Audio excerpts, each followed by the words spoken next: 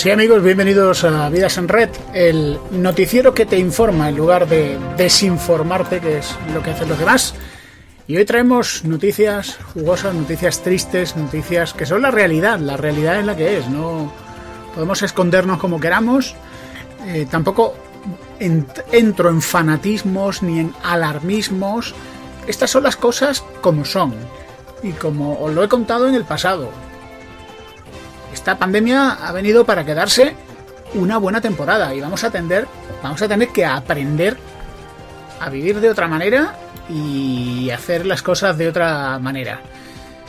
Y pues a lo que vamos es que vamos a camino de marzo.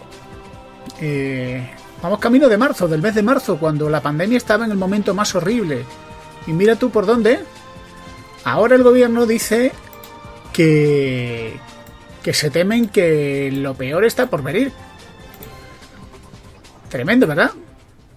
Es curioso repasar los comentarios del gobierno y ver cómo enfrentaba el gobierno este verano y los planes que tenía para este verano y la situación como está ahora.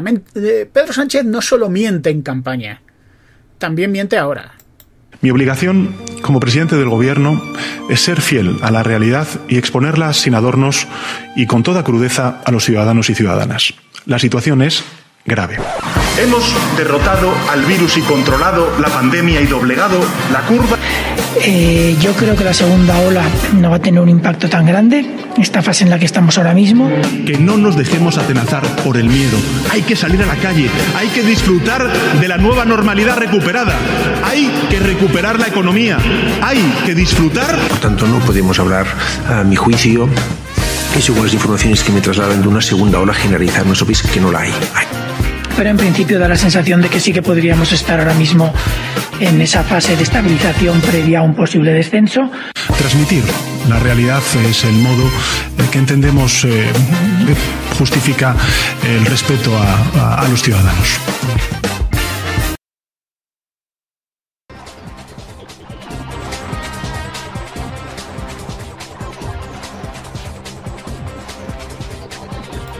Estas son las noticias del gobierno. El gobierno que se fue de vacaciones, el gobierno que decidió que había que volver a la normalidad. ¿Y por qué vuelven a la normalidad? Porque ellos lo dicen. O sea, nuestro gobierno cree en la magia. Ellos creen que si ellos legislan que las pensiones van a subir por ley, pues de alguna forma el dinero saldrá. Si ellos legislan que la pandemia, pues ya se acabó porque han doblegado la curva, pues la pandemia se acabó. Pues lo ha dicho el gobierno es mágico. Hace 10 días, y bueno, hay que reconocer que a Fernando Simón que ha pedido disculpas porque sus afirmaciones de que estábamos estables y que, bueno, que la segunda ola no iba a ser tan mala. Los mismos que dijeron que lo que estaba pasando en otros países, aquí en España tampoco iba a pasar. No, pues este es el experto en el que confía el gobierno. Bueno, esto es lo que hay y este es el gobierno que tenemos. Y para bien, para mal, amigos, le hemos votado. Me preguntáis algunos, ¿qué va a pasar con los puentes? ¿Con los puentes? Pues que seguirán uniendo los dos lados de un río. Pero si os referís a los puentes vacacionales, feriados o festivos, pues el hecho es que no va a haber puentes. Y si algún político decidiera que va a haber puentes, eso es una temeridad homicida. Lo peor de todo es la amenaza del confinamiento domiciliario, que eso es lo que todos nos tememos. Que no es que sea malo para la economía un confinamiento total, es que puede ser lo peor. Así que ahora están tomando medidas. Ahora. Cuando en agosto estábamos mal. No, estábamos muy mal en agosto y el gobierno de vacaciones. Y dijeron que todo iba bien. Y este gobierno llegó a septiembre sin saber qué hacer con los colegios. Y venga, a poner reuniones de emergencia. Mientras tanto, ¿cómo está Europa? Pues yo digo cómo está Europa.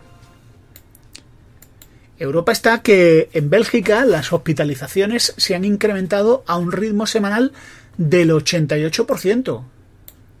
En Bélgica. En Bélgica las cosas no están bien. 502 ingresos de media al día. Y las muertes vinculadas al coronavirus se sitúan en una media diaria de 48,3 diarias. Una subida semanal del 50%. Esto es lo que vemos ahora. En Bélgica. En Alemania, el número de pacientes en las unidades de cuidados intensivos se ha multiplicado por 2 en las últimas semanas. Se ha multiplicado por 2. El problema de Alemania es que aunque tienen suficientes camas y aparatos de respiración, es que no tienen profesionales. No tienen suficientes profesionales para atender a los pacientes. Pero lo que me ha dejado de verdad helado son las declaraciones del primer ministro francés, del presidente de la República Francesa, diciendo hay que reconfinar el país y dejar de lado la economía porque la economía se puede recuperar. No estoy criticando al presidente de Francia, pero que me parece espeluznante que diga hay que reconfinar el país. O sea, la economía ya habrá tiempo para recuperarla. Bueno, a mí me parece que Francia ha reaccionado muy tarde, pero muy tarde, como todos los políticos. No es que me consuele que los políticos europeos no hayan hecho las cosas excepcionalmente bien, pero creo que Macron pues está hablando con bastante lucidez. Nuestros hermanos italianos, pues hacemos bien en fijarnos en lo que está pasando en Italia.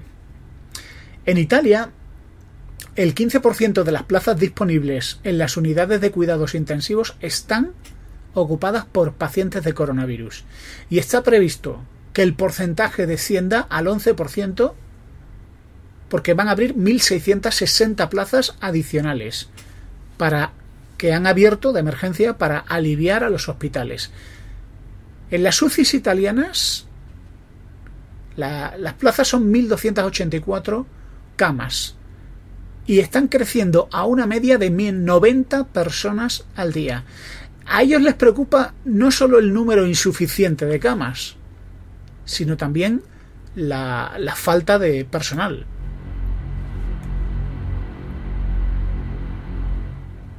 Y lo que quiero decir con esto no es ¡uy, alarma, alarma! Vamos a quemar contenedores, vamos a gritar, vamos a ponernos... No, lo que estoy diciendo es que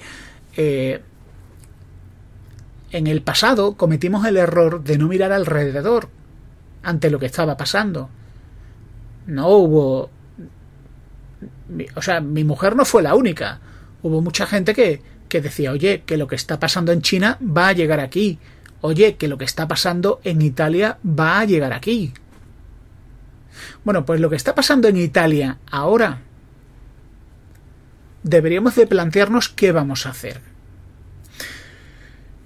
Y el gobierno ahora dice que se echa para atrás para el toque de queda que decidan las comunidades autónomas. Esta es la valentía y el liderazgo del gobierno. Cada vez que Pedro Sánchez habla de cogobernanza, está hablando alguien que está muerto de miedo y que quiere tomar las mínimas decisiones posibles al estilo Rajoy para que sea otro el que asuma la culpa de su inacción. ¿Qué han hecho? Pues han sacado unos presupuestos. Por cierto, unos presupuestos que se han adelantado en sacar antes de tiempo y sin las garantías ni los apoyos. Somos el único país de Europa que sube los impuestos. Porque claro, cuando las cosas van mal, todos sabemos que lo mejor es asfixiar a las pocas empresas que quedan y asustar a los inversores que se están pensando si venir o no a España. Me hace gracia la expresión del diario El País, que dice que son cuentas expansivas que dejan atrás a la austeridad. Ostras, qué bonito. Cuentas expansivas que dejan atrás a la austeridad. Qué bien. Es decir, a gastar. A gastar, que ya lo pagarán tus hijos. O cuando te jubiles ya lo pagarás tú. Con los recortes. O mejor todavía, vamos a aumentar el gasto y que el problema sea del próximo gobierno. El próximo gobierno que a ver cómo es capaz de pagarle a los funcionarios, como ya hicieron los socialistas en el pasado, porque ya ha pasado. Entre las medidas que han tomado es que han pactado la subida de 1 punto del impuesto del patrimonio. ¡Qué bien! Sí, que la subida es para aquellos que tengan más de 10 millones de euros. Yo no tengo más de 10 millones de euros, pero a mí el impuesto del patrimonio me parece una chorizada, un robo inmoral. El tipo que ha juntado 10 millones de euros, sea trabajando, sea con éxito en los negocios, o porque le ha tocado la lotería, ese ya ha pagado. Ya ha pagado por ingresar ese dinero, a no ser que venga del narcotráfico. Pero si se lo ha ganado honradamente, ese ha pagado impuestos, pero vamos, hasta decir basta. Y ahora, bueno, ya que has pagado impuestos, ¿pensabas que te librabas? Pues no. Pues no. Vas a seguir pagando impuestos. A la Argentina. Al estilo del peronismo. Estos presupuestos que ha presentado el gobierno, sacando pecho, presupuestos que dejan atrás la austeridad y los recortes del liberalismo. Madre mía, cada vez que hablan del liberalismo me recuerdan al discurso de Nicolás Maduro. Es que es el mismo. Son unos presupuestos que decía hoy Carlos Alsina que están totalmente disociados de la realidad actual. Y la realidad actual es una crisis galopante. A ver, hay que reactivar la economía y hay que evitar el despilfarro. Hay que bajar los impuestos para que dejen de cerrar las empresas, porque si cierran las empresas, aumenta el paro. Si aumenta el paro, aumenta el gasto social. Si aumenta el gasto social, no hay dinero para nada más. Pero estos están felices de que aumente el gasto social. Según el gobierno, cuanto más sube el gasto social, mejor para todos. ¿No será que es al revés? Que cuanto más bajen los impuestos, más empresas haya, más trabajo haya, y las empresas se partan la cara por contratar gente haciendo ofertas a la gente válida, que eso es mejor para todos. Y ya el colmo de los colmos es que Pablo Iglesias quiere regular el mercado del alquiler. Toma ya. Pablo Iglesias, que no sabe lo que hace, cree que ha encontrado la solución al problema de la vivienda. Y la solución al problema de la vivienda es fijar los precios, al estilo Nicolás Maduro. Cuando la inflación se disparó en Venezuela, ¿qué hizo Nicolás Maduro? Fijar los precios, regular los precios. ¿Sabéis qué ocurrió en Venezuela? Pues la gente dejó de producir, porque decían, a esos precios yo no produzco. Pero claro, esta gente no entiende la economía. Solo quieren un titular. Hemos fijado los precios del alquiler. Pues habrá gente que dirá, ya vendrá otro gobierno, pues yo prefiero el piso vacío a tenerlo alquilado a un precio fijado por el Estado, al estilo soviético. ¿No será mejor aumentar la oferta de vivienda, construir, facilitar, bajar los impuestos a las empresas de construcción para que haya más oferta de vivienda y al haber más oferta bajan los precios? Sin tener que cargarse la economía, sin tener que obligar a la gente que ponga un piso en alquiler a cobrar en A y en B. A aumentar el dinero negro. Esta gente son un auténtico problema. Pero se venden bien, Mientras tanto, por cambiar de tercio y por hablar de de algo que esté fuera de España, en Estados Unidos estamos viendo algo inaudito. La censura a unos niveles estratosféricos. Joe Biden, el candidato demócrata, se presenta como el hombre decente, el abuelito adorable y un hombre cercano al pueblo y, por supuesto, un hombre intachable. En estas últimas semanas se ha sabido que su hijo está de corrupción hasta las trancas.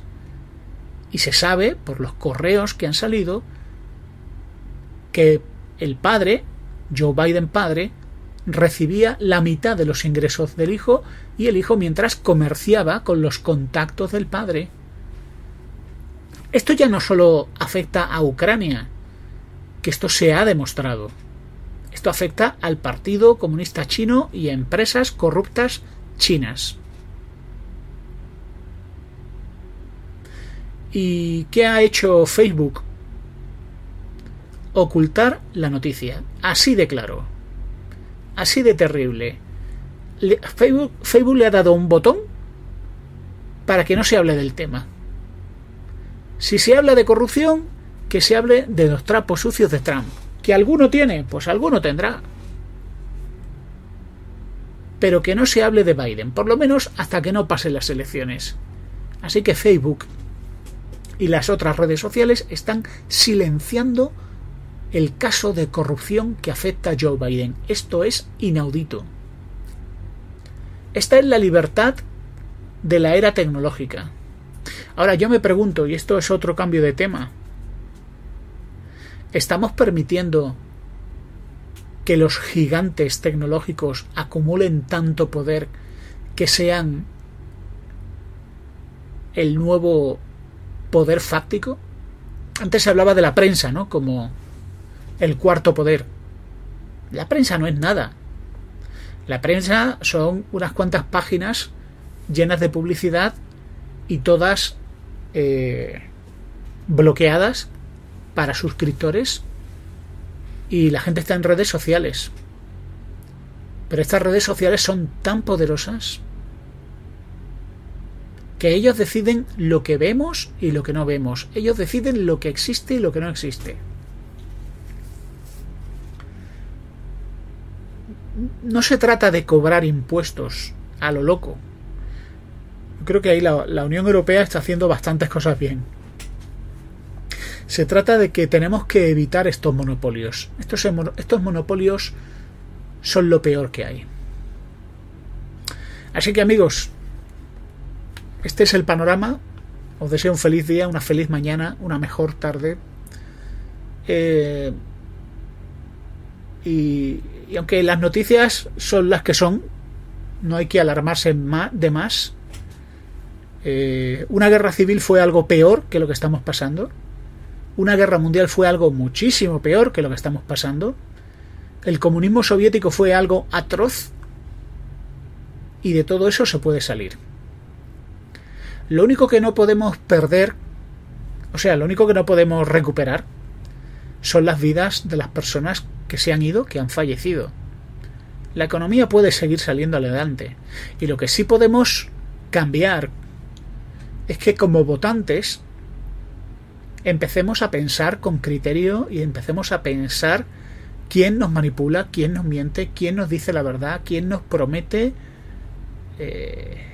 el oro y el moro. Y empecemos a votar diferente, que eso sí que es algo que depende de todos nosotros. Os recuerdo que estos podcasts están en Spreaker. Y aquellos que me escucháis por YouTube, os estáis perdiendo una cantidad enorme de podcasts que están en Spreaker. En las notas de este podcast os doy un enlace donde podéis ver cómo podéis suscribiros a Spreaker. Porque en YouTube solo hay muy poquitos podcasts. Así que suscribíos a Spreaker. Podréis seguir los directos y podréis seguir muchísimos más contenidos. Un saludo y hasta pronto.